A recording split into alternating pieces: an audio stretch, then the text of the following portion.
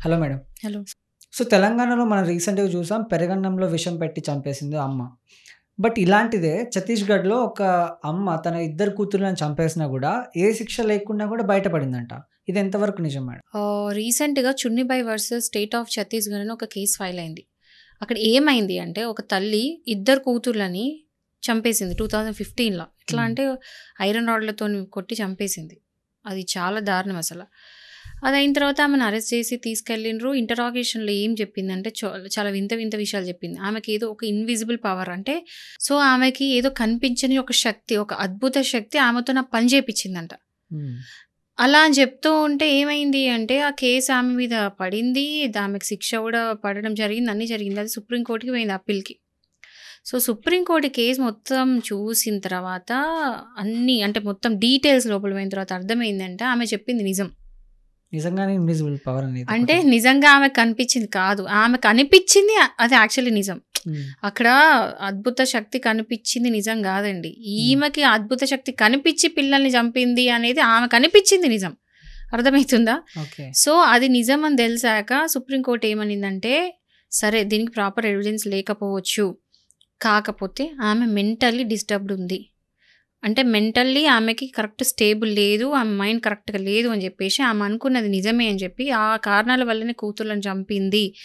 Basically ఒక murder అంటే ఒక మర్డర్ జరుగుతుంది. నేను లా పరంగా చెప్తున్నాను. ఎలా అంటే ఒకవేళ ఒక మర్డర్ జరిగితే ఫస్ట్ కోర్ట్ చూసేది ఏంటో తెలుసా? మోటివ్. ఒక మర్డర్ జరిగితే ఫస్ట్ ఇంగ్రీడియంట్ వచ్చేసి మోటివ్. సో, ఇక్కడ మోటివ్ ఏం లేదు. పిల్లని చంపితే ఆమెకేమొస్తది? అర్థమవుతుందా? ఒక మర్డర్ జరిగితే ఏదో రీజన్ వల్ల చంపుతారు. ఏదో ఒక గ్రడ్జ్ అది ఇది. కోపం, రివెంజ్, పైసలు ఏదేదో వస్తాయి. హ్మ్. ఖచ్చితంగా కారణం ఉంటది.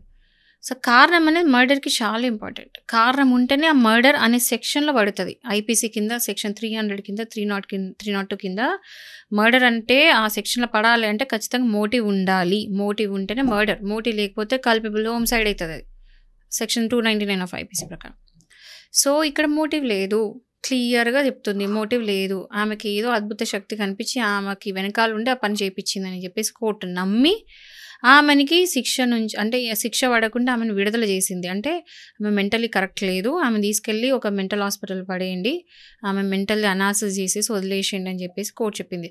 బట్ తెలంగాణలో ఏదైతే ఇన్సిడెంట్ మొన్న అయిందో పెరుగన్నంలో అదంతా ఆ ఇన్సిడెంట్‌లో మాత్రం సేమ్ కేస్ కాదు. అది ఇది డిఫరెంట్‌గా చూడండి. ఎందుకంటే ఈమె ఒక మోటివ్‌తోని పెట్టుకుంది. ఈమెకు ఒక రీజన్ ఉంది. ముగ్గురు పిల్లల్ని చంపడానికి she have a reason. Proper రీజన్‌తోనే కావాలని చంపింది. బట్ ఇక్కడ ఏందంటే ఆమె మెంటల్లీ డిస్టర్బ్ ఉంది. ఆ విధంగా ఆమె చంపింది కాబట్టి 2 కేసులను కలపొద్దు. 2 డిఫరెంట్ కేసెస్. మనం గతంలో మదనపల్లిలో గూడా చూసాం. వాళ్ళ పేరెంట్స్ ఇద్దరు కలిసి పిల్లల్ని చంపేసి మార్నింగ్ లోపు శివుడొచ్చి ప్రాణం పోస్తాడు. ఏదో సంథింగ్ చెప్పి మొత్తం ఆ శక్తి ఉంది. నాకు కరెక్ట్. అద్భుత శక్తులున్నాయని చెప్పేసి కూడా ఇట్లాంటి ఇన్సిడెంట్ చూసాం. హ్మ్. మరి అంటే ఈ కేస్‌కి, ఆ కేస్‌కి 2 సిమిలర్. సేమ్ అంటారా? 2 సేమ్. ఎందుకంటే వీళ్ళకేందంటే మెంటల్లీ కరెక్ట్ లేరు. వాళ్ళు కరెక్ట్ ప్రాపర్‌గా ఆలోచించే మైండ్ సెట్స్ కావు. మైండ్ స్టేటస్ లేవు వాళ్ళకి.